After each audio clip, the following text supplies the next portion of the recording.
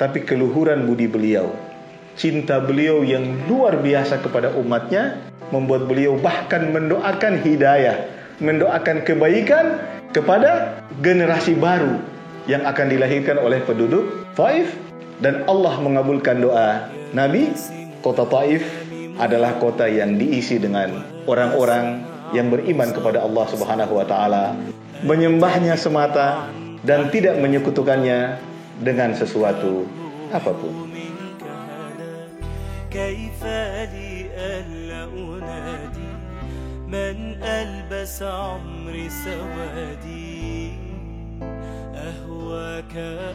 Nabi kita Muhammad sallallahu alaihi wasallam benar-benar sangat mencintai kita.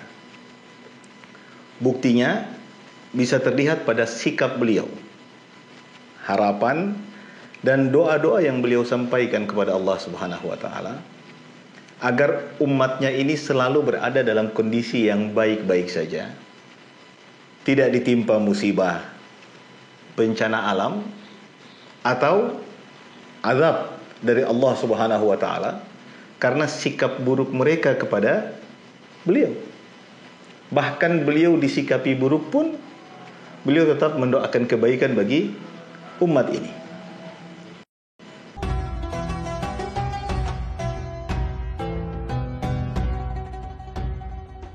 Ibunda kita Aisyah radhiyallahu anha melihat sikap tubuh beliau bila ada sesuatu yang mengkhawatirkan atau menggelisahkan beliau.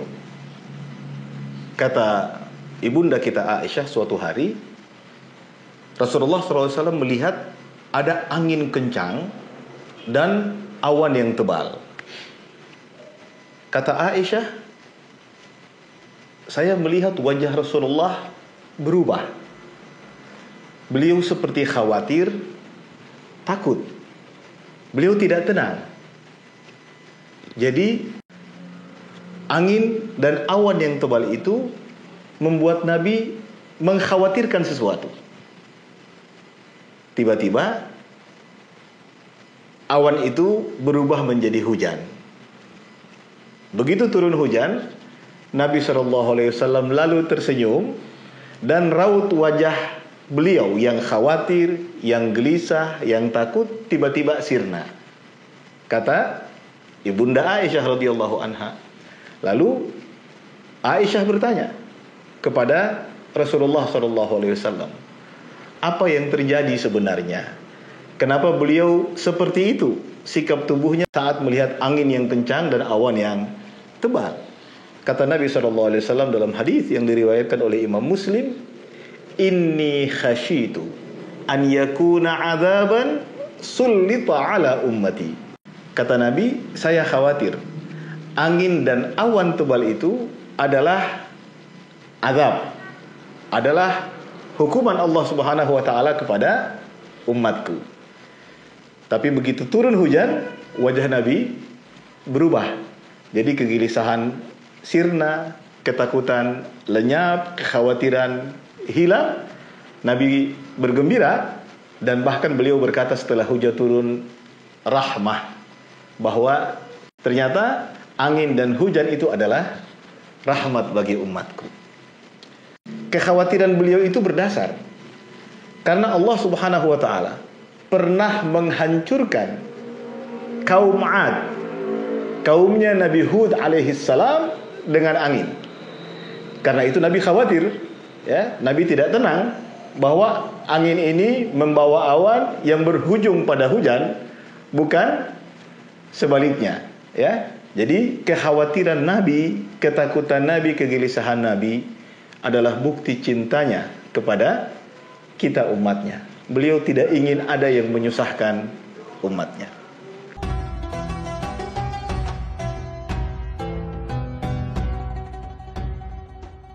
Dalam situasi yang berbeda, Nabi SAW pernah berdoa kepada Allah. Hadis ini diriwayatkan juga oleh Imam Muslim, hadis sahih. Nabi SAW pernah berdoa begini. Kata Nabi SAW, Sa'altu Rabbi thalathan. Saya berdoa, saya meminta, saya berharap kepada Allah Subhanahu wa taala Tuhanku 3 hal. Fa'atani sintain wa mana'ani wahidah. Tapi Allah mengabulkan 2 saja harapanku, 2 saja doaku, dan Allah menolak atau tidak mengabulkan yang satunya. Kata Nabi SAW, Sa'altu Rabbi an la yuhlika ummati bis-sanah. Saya meminta kepada Allah Subhanahu wa taala, saya berdoa agar Allah tidak menghancurkan umatku dengan musibah kelaparan, dengan musibah kekeringan dan kelaparan, dan Allah Subhanahu wa taala mengabulkannya. Artinya, tidak mungkin dan tidak akan pernah terjadi umat ini hancur, umat ini lenyap, umat ini binasa karena musibah kekeringan dan kelaparan. Yang kedua kata Nabi, wa sa'altuhu an la yuhlika ummati bil gharq fa'ataniha. Saya juga meminta berdoa kepada Allah Subhanahu wa taala agar umatku tidak dihancurkan oleh Allah Subhanahu wa taala dengan musibah tenggelam, dan Allah menerimanya. Artinya, tidak mungkin akan terjadi pada umat ini apa yang pernah terjadi pada Fir'aun dan kaumnya misalnya, yang saat mengejar Nabi Musa lalu mereka ditenggelamkan Allah secara keseluruhan pada saat itu. Atau apa yang terjadi pada kaum Nuh, yang Allah tenggelamkan lewat air bah yang besar. Umat ini tidak akan mengalami musibah seperti itu karena doa Nabi agar kita, umatnya, tidak akan ditimpa oleh musibah tenggelam. Itu telah dikabulkan oleh Allah Subhanahu wa taala. Dan permintaan yang ketiga yang tidak dikabulkan oleh Allah Subhanahu wa taala, kata Nabi, wa sa'altuhu an la yaj'ala ba'sahum bainahum famana'aniha. Dan saya meminta kepada Allah agar tidak menjadikan permusuhan, pertentangan, pertikaian, peperangan di antara umat ini, famana'aniha. Tapi Allah menolak dan tidak mengabulkan doaku itu.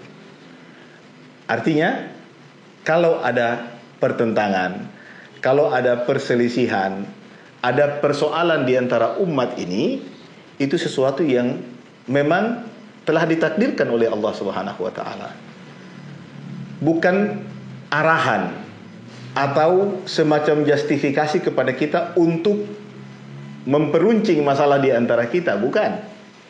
Karena Allah justru meminta kita untuk bersatu, meminta kita untuk menyelesaikan masalah di antara kita.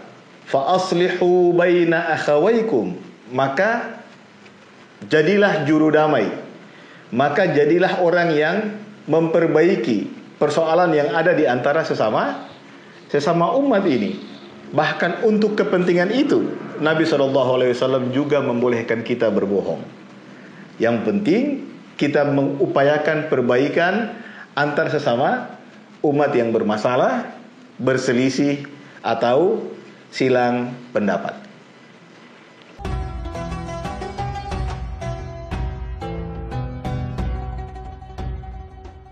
Satu lagi bukti yang luar biasa tentang betapa Nabi SAW sangat mencintai kita.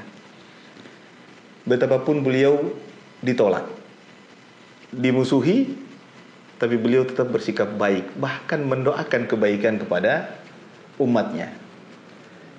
Kisah yang sangat terkenal diriwayatkan oleh Imam Bukhari dan Muslim tentang dakwah Nabi kepada penduduk Taif.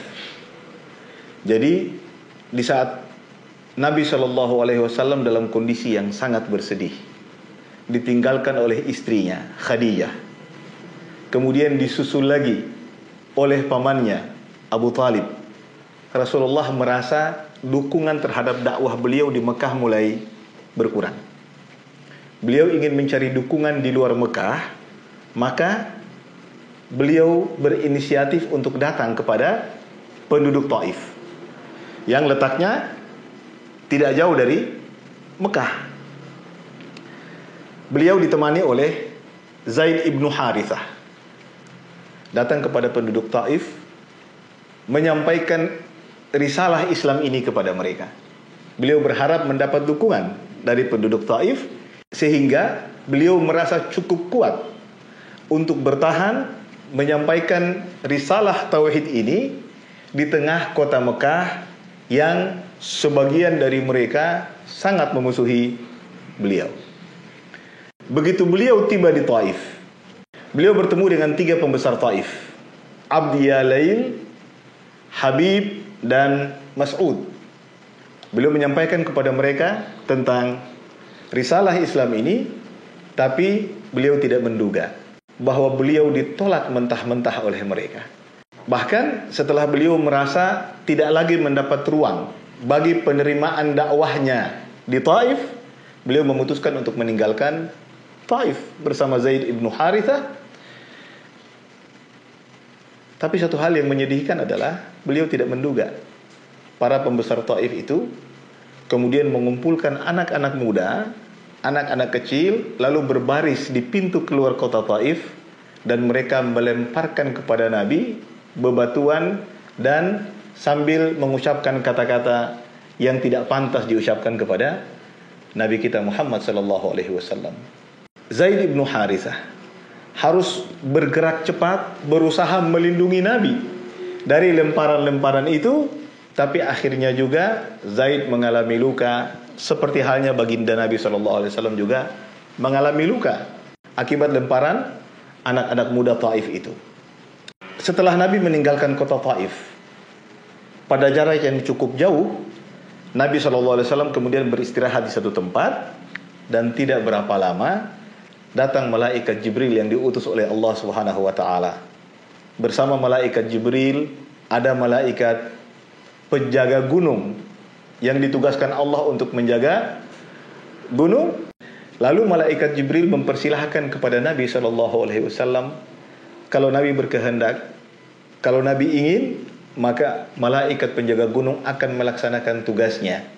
Bila Nabi ingin penduduk Taif disiksa oleh Allah Subhanahu wa taala, maka Nabi tinggal mengatakan setuju atau Nabi mengiyakan, maka malaikat penjaga gunung itu akan menimpakan 2 gunung yang berada di sekitar kota Taif ke atas penduduk Taif, dan mereka pasti musnah. Nabi sedih ditolak. Nabi sedih risalah Islam yang beliau bawa tidak didengar, bahkan mengalami penolakan dengan kata-kata yang menyakitkan. Tapi rasa sedih dan rasa sakit Nabi SAW tidak membuat beliau membenci mereka, tidak membuat beliau menginginkan kehancuran pada mereka. Sebaliknya, jawaban indah dari baginda Nabi SAW. Apa kata beliau? Bal arju an yukhrijallahu min aslabihim man ya'budullaha wahdah wa la yusyriku bihi syai'a. Tapi saya berharap kepada Allah Subhanahu wa taala, saya berdoa, mudah-mudahan Allah Subhanahu wa taala akan melahirkan, akan mengeluarkan dari sulbi mereka, dari generasi mereka, orang-orang yang nantinya akan menyembah Allah Subhanahu wa taala semata dan tidak menyekutukannya dengan sesuatu apapun. Subhanallah. Dalam kondisi sedih, sakit, ditolak, dikata-katai, Nabi sama sekali tidak membalas dengan perlakuan yang sama. Tapi keluhuran budi beliau, cinta beliau yang luar biasa kepada umatnya, membuat beliau bahkan mendoakan hidayah, mendoakan kebaikan kepada generasi baru yang akan dilahirkan oleh penduduk Taif. Dan Allah mengabulkan doa Nabi. Kota Taif yang berada di dekat Mekah hari ini adalah kota yang diisi dengan orang-orang yang beriman kepada Allah Subhanahu wa taala, menyembahnya semata dan tidak menyekutukannya dengan sesuatu apapun.